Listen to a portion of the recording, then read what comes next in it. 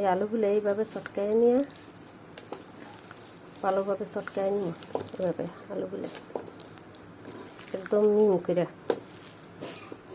আলুর ডাল রান্না করার জন্য রেডি করতেছি। মিহি করে আলুগুলো গাইলে নিচ্ছি আলুর ডাল রান্না করার জন্য। যা যা উপকরণ দেওয়ার লাগে সব কিছু ডাইলে দিয়ে দিন। শুকনো মরিচ ভাজা নিচ্ছি, আদা রসুন পেঁয়াজ দারচিনি এলাচ লবণ সব কিছু দিয়ে দিলাম ডাইলে। দিয়ে দিন মরিচের গুঁড়ি, হলুদের গুঁড়ি, ধনিয়ার গুঁড়ি আর জিরা ফাঁকি মাইকা দিন ভালোভাবে মাইকে। ওখানে পানি দিয়ে দিলাম। এই পানিটা আবার গোলায় নিতেছি ভালোভাবে। এইভাবে পানি নিতে গোলায় নেবে আলুর ডালটা রান্না করার জন্য।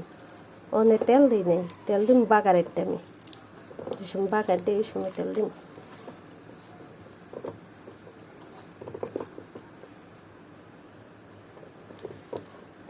এই যে গোলানো হয়ে গেছে গা আলুটা।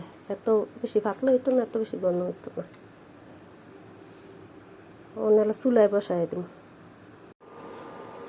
একটু তেল দিয়ে দিতেছি পরিমাণ মতো। একটু তেল দিয়ে দিলাম, পরিমাণ মতো তেল দিয়ে দিলাম। সাথে লাইরে ছেড়ে দিন। বাগার দিলেও পারবেন, বাগার না দিলেও পারবেন। তেলটা দিয়ে এরকমভাবে করে রান্না করলে তেল না দিলেও চলবে। আর যদি কেউ মনে করেন যে না আমি একটু বাগার দিব, তাহলে আবার কড়াইয়ের তেল দিয়ে পেঁয়াজ দিয়ে বাগার দিবেন। সাথে একটু টমেটো দিয়ে দিলাম আলুর ডালটা। টমেটো দিলে স্বাদ লাগে একটু। টমেটোটা দিলে একদম অনেক স্বাদ লাগে। হয়ে গেছে খুব সুন্দর আছে। নামাই এলাম।